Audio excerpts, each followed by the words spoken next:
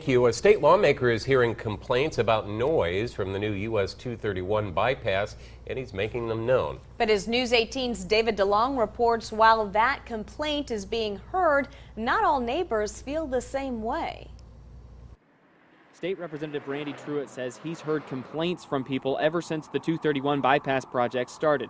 Now that the road is open, he's been contacted about the noise and is making that complaint known to the Indiana Department of Transportation.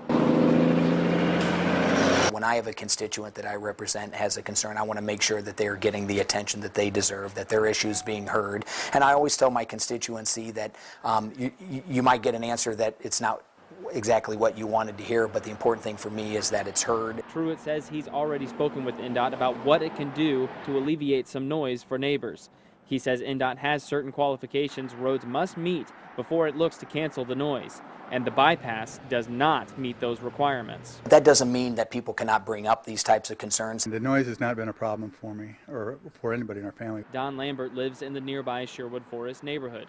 He says because of the woods behind his house and new windows absorbing noise, the new highway may be a blessing for him. The soccer fields that used to have a lot of noise coming from them, they're gone now because of the highway.